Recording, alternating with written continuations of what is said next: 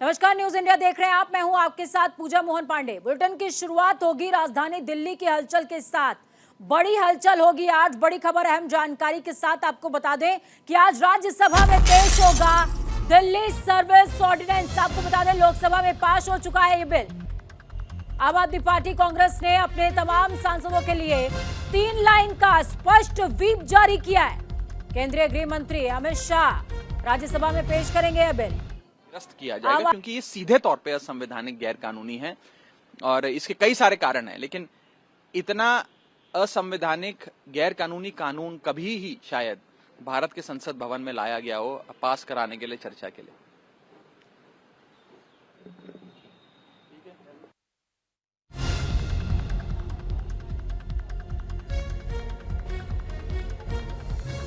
तो आम आदमी पार्टी ने और कांग्रेस ने अपने तमाम सांसदों के लिए 3 लाइन का व्हिप जारी किया है और कहा है कि 7 और 8 यानी कि आज और कल सदन में जरूर मौजूद रहिए।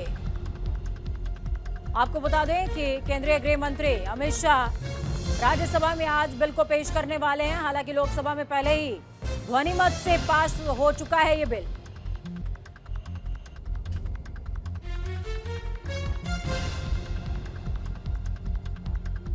तो इस वक्त की बेहद बड़ी और अहम जानकारी आपको दे रहे हैं। अब से कुछ ही देर के बाद राज्यसभा की कार्यवाही शुरू हो जाएगी।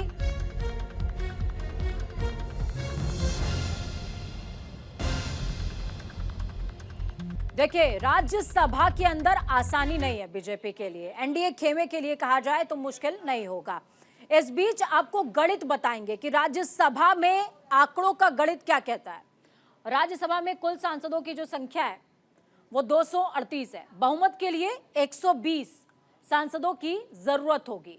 ये गणित आपको समझा रहे हैं। बहुमत के लिए 120 सांसदों की जरूरत होगी, जबकि बीजेपी के पास मात्र 92 सांसद हैं। और अब बहुमत के आंकड़े से बीजेपी काफी दूर है। बीजेपी के सहयोगी दलों को मिलाकर के कुल 103 ये संख्या होती है, जबकि जरूरत कितने की है? 120 की। 2 निर्दलीय सांसदों का भी समर्थन बीजेपी के पास है, यानी कि अगर इन 2 निर्दलीय सांसदों को मिला दिया जाए तो संख्या बनती है 105। वाईएसआर बीजेडी के 9 सांसद, टीडीपी के पास 1 सांसद मौजूद है। बिल का समर्थन करेगी वाईएसआर, बीजेडी और टीडीपी। ये आंकड़ा निकल करके सामने आ रहा है। हालांकि ये जो घोषणा है बीजेडी की ओर से और टीडीपी की ओर से, वाईएसआर की ओर से, ये बीते दिनों ही हाल ही में की गई है। अभी तक इनका जो पैरामीटर था वो क्लियर नहीं हो पा रहा था कि जाएंगे किधर, रहेंगे किधर। और इसी के साथ समझिए आज बड़ा सस्पेंस है राज्यसभा के अंदर कि दिल्ली का किंग आखिरकार होगा कौन, एलजी या फिर अरविंद केजरीवाल, जो कि सीएम की कुर्सी पर बैठे हैं। ग्राउंड जीरो का रुख करेंगे। दीपक चौबे संवाददाता सहयोगी हमारे साथ में जुड़े हुए हैं ग्राउंड जीरो से। लगातार ग्राउंड पर दीपक नजर बनाए हुए हैं। दीपक, किस तरीके की तस्वीरें आप साझा कर रहे हैं? अब से कुछ ही देर के बाद देखिए राज्यसभा में ये बिल पेश हो जाएगा। लोकसभा में ध्वनि मत के साथ में बिल पास हो चुका है। अमित शाह की तैयारी की राज्यसभा में भी कुछ जोड़ तोड़ बैठाया जाए, बिल को पास करा लिया जाए, क्योंकि वो तो कह रहे हैं कि केंद्र शासित प्रदेश है तो शक्तियां केंद्र के पास ही रहनी चाहिए।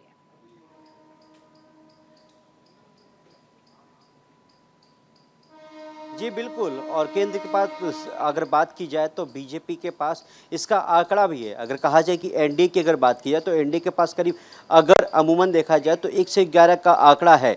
अगर बात की जाए तो देखिए जिस तरीके से आपने बताया कि बीजू जनता दल हो गया, नवीन पटनायक की जो पार्टी है, वाईएसआर कांग्रेस हो गई, जगन मोहन रेड्डी की, इनका रुख है कि ये साफ सीधी बात है कि ये एनडीए को सपोर्ट करेंगे। और लगातार अगर बात की जाए तो बीजेपी भी लगातार इसमें विश्वास थी कि हम इस बिल को लगातार पास करा लेंगे, क्योंकि राज्यसभा में अगर बात कीजिए तो बहुमत बीजेपी के पास है। हाँ, इसमें देखिए, इसमें सबसे बड़ी बात ये होगी कि शिवसेना और अजित पवार यानी शरद पवार की पार्टी के जो सांसद हैं वो किस साइड जाते हैं, ये देखने वाली बात होगी। क्या वो अजित पवार के साथ जाते हैं और शिवसेना के जो सांसद हैं वो एकनाथ शिंदे की तरफ जाते हैं, या फिर वो उद्धव ठाकरे के साथ ही रहेंगे? यानी कि कहीं ना कहीं अगर देखा जाए तो बीजेपी एक तीर से 2 निशाने करने जा रही है। पहला तो ये कि दिल्ली पर उसका कब्जा हो जाएगा, केंद्र का कब्जा हो जाएगा। दिल्ली अब अगर बात की जाए तो एलजी चलाएंगे। और वहीं अगर बात की जाए तो जो लगातार जो विपक्ष जो है वो लगातार जो इंडिया है जो एकता की बात कर रहा था उसको एक बड़ा तगड़ा अगर झटका लगेगा आज, क्योंकि कई जो सांसद हैं ठीक है वो बीजेपी दीपक, के आप सपोर्ट में तमाम वोट जानकारी करेंगे। हमारे साथ तो में ये साझा कर रहे हैं। आपके पास में वापस लौटूंगी। नमित त्यागी इस बीच हमारे संवाददाता सहयोगी जुड़े हुए हैं। नमित, दीपक कह रहे हैं कि एलजी दिल्ली चलाएंगे, एलजी दिल्ली चलाएंगे या राज्यसभा में मुंह की खाएंगे, क्या आंकड़ा कह रहा है?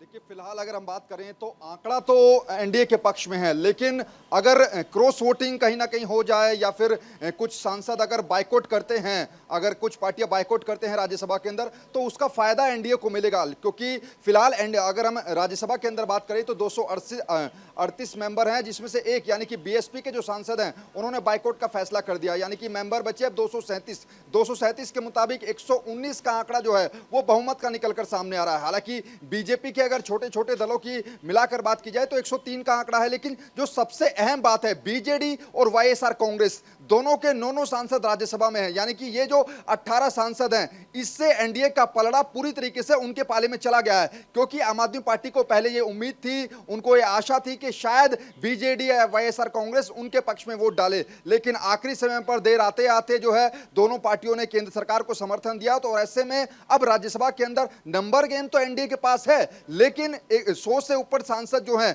वो विपक्षी दलों के भी हैं, जिसको लेकर अभी कुछ ही मिनटों पहले जो बड़ी बैठक है विपक्षी दलों की वो शुरू हो यहाँ गई पर है। आप विपक्षी दलों का जिक्र कर रहे हैं तो एक बार INDIA खेमे की जो ताकत है वो तमाम दर्शकों को ग्राफिक्स के जरिए दिखाते हैं और बताएंगे कि एनडीए के पास तो बहुमत का आंकड़ा है, लेकिन इंडिया भी पीछे नहीं है। विपक्षी गठबंधन INDIA के पास 109 सांसद हैं और अगर क्रॉस वोटिंग होती है तो क्रॉस वोटिंग होने के बाद ये आंकड़ा जादुई हो सकता है।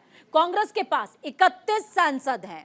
ये वो तमाम तस्वीरें हैं जो हम आपके साथ में साझा कर रहे हैं। टीएमसी के पास में 13, आरजेडी के पास 6 सांसद राज्यसभा के अंदर मौजूद है। 238 का फुल आंकड़ा, 120 का बहुमत होगा। तो वहीं आम आदमी पार्टी और डीएमके के पास 10-10 सांसद मौजूद हैं। तो वहीं कांग्रेस की अगर बात की जाए तो कांग्रेस यहां पर गेम चेंजर आम आदमी पार्टी के लिए साबित हो सकती है। सीएमआईएम और जेडीयू के पास में 5-5 सांसद मौजूद हैं। जोड़ तोड़ पूरा बिठाया जाएगा। एकजुटता अगर INDIA की देखने को मिलती है तो इसके बाद खेल पलट भी सकता है। एनसीपी और शिवसेना UBT यानी कि उद्धव गुट की अगर बात की जाए तो इनके पास भी सांसदों की संख्या ठीक है। जेएमएम और सीपीआई के पास में 2-2 सांसद मौजूद हैं। झारखंड मुक्ति मोर्चा के पास भी 2 सांसद हैं और सीपीआई के पास भी 2 सांसद मौजूद हैं। IUML केरल कांग्रेस M के पास और आरजेडी MDMK के पास में 1-1 सांसद इन तमाम लोगों के पास में मौजूद है। ये आंकड़ा अगर मिलेगा, आंकड़ा जादुई बन सकता है। और सबसे ज्यादा फोकस किस बात पर? सबसे ज्यादा फोकस इसी बात पर कि अगर क्रॉस वोटिंग होती है तो वो आम आदमी पार्टी के लिए किसी संजीवनी बूटी से कम नहीं होने वाली है। नमित और हमारे साथ में दीपक लगातार ग्राउंड जीरो से जुड़े हुए हैं, उनका रुख वापस से करते हैं। दीपक, आंकड़े का जिक्र आप कर रहे हैं, लेकिन अगर क्रॉस वोटिंग हो गई तो खेमा कमजोर हो जाएगा एनडीए का।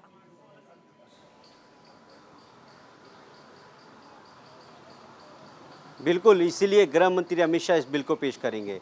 और आपको भी पता होगा, आपने भी बहुत नज़दीक से कवर किया है सारे चुनाव, और गृह मंत्री की जो अगर बात की जाए जो रणनीति होती है वो बहुत महत्वपूर्ण होती है। और जब खुद गृह मंत्री अमित शाह ने ये मोर्चा खोला तो जाहिर सी बात है बहुत कुछ सोच समझ के संभाला होगा। और क्योंकि देखिए, अगर बात की जाए तो गृह मंत्री ने पहले ये अगर चाहे वो बीजेपी हो चाहे फिर उसको एनडीए कहा जाए, उसने पहले ये सारी चीज़ों को देख लिया होगा कि किस तरीके से क्या आंकड़ा करना है। हालांकि अगर मैं आपको एक बात बताऊं कि शनिवार को एक वरिष्ठ कैबिनेट मंत्री हैं, उनसे जब ऑफ द रिकॉर्ड बात हो रही थी तो उन्होंने कहा कि इसमें कोई डरने वाली बात ही नहीं है।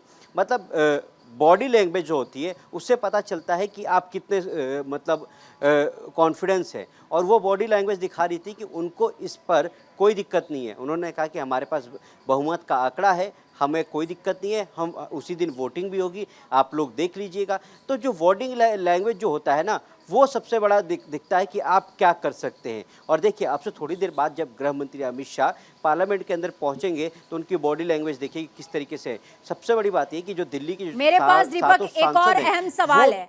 दीपक मेरे पास एक और अहम सवाल है जिसके लिए मैं आपके पास या हो सकता है नमित के पास स्विच करूं, लेकिन उससे पहले संदीप पाठक क्या कुछ कह रहे थे न्यूज इंडिया से बातचीत के दौरान। राज्यसभा सांसद है आम आदमी पार्टी के, क्या कह रहे हैं उनको भी सुन लीजिए। बहुत जरूरी है, आम आदमी पार्टी का जो मनोबल है वो कितना बढ़ा हुआ है आज इस एक्शन को लेकर के, वो इस रिएक्शन से समझिए। दिल्ली सेवा बिल लोकसभा से पास होने के बाद आज राज्यसभा के अंदर पेश होगा। बातचीत के लिए आम आदमी पार्टी के राज्यसभा सांसद संदीप पाठक जी हैं। संदीप जी, लोकसभा में पास हुआ, आज राज्यसभा में अग्नि परीक्षा आप लोगों की किस तरीके की तैयारी? हम अपने तरफ से पूरी तरीके से तैयार हैं और देखेंगे जो भी होगा ईश्वर साथ देंगे। नंबर गेम की बात करें तो नंबर गेम अभी भी एनडीए के पास ज्यादा है, तो क्या उसको लेकर कोई बातचीत? देखिए लोकसभा जितना आसान नहीं होगा उनके लिए, बहुत टाइट है और हम अपनी तरफ से पूरी ताकत लगाएंगे। लोकसभा में जब ये बिल पेश हुआ था तो गृह मंत्री अमित शाह ने आप लोगों के ऊपर कई कटाक्ष किए थे कि ये लोग तो सेवा करने नहीं आए। इसके अलावा मुख्यमंत्री के घर को लेकर भी कई विवाद हुए, इस पर क्या कहेंगे? देखिए हमने माननीय अमित शाह जी के भाषण को और सरकार के पक्ष में कई सारे जो भाजपा के नेता हैं उनके सभी के भाषण को सुना। बहुत डिसअपॉइंटेड था, बहुत ज़्यादा डिसअपॉइंट। पूरे का पूरा भाषण राजनीतिक भाषण था। पूरे टाइम केजरीवाल केजरीवाल केजरीवाल। भाई आप ये बिल केजरीवाल के लिए लेके आ रहे हो या देश के लिए लेकर आ रहे हो? तो केजरीवाल के डर के कारण ये बिल लेकर आ रहे हैं, लेकिन इनको ये अंदाजा नहीं है कि इस चक्कर में ये कितना बड़ा पाप कर रहे हैं। बिल्कुल, संदीप पाठक जी ने सीधे तौर पर कहा कि राज्यसभा के अंदर इस बिल को आज लाया जाएगा, लेकिन सीधे तौर पर केंद्र सरकार दिल्ली के लोगों से लोकतंत्र की ताकत को छीनकर अपने पाले में डालना चाह रही है। कैमरा पर्सन मनीष के साथ नमित त्यागी, न्यूज इंडिया, दिल्ली। तो केंद्र और राज्य सरकार की ये जंग नहीं है आसान, बस इतना समझ लीजिए, और आग का दरिया है, डूब के जाना है राज्यसभा में। बहुत शुक्रिया नमित और दीपक, आप हमारे साथ में जुड़े, ग्राउंड जीरो से अहम जानकारी साझा करी।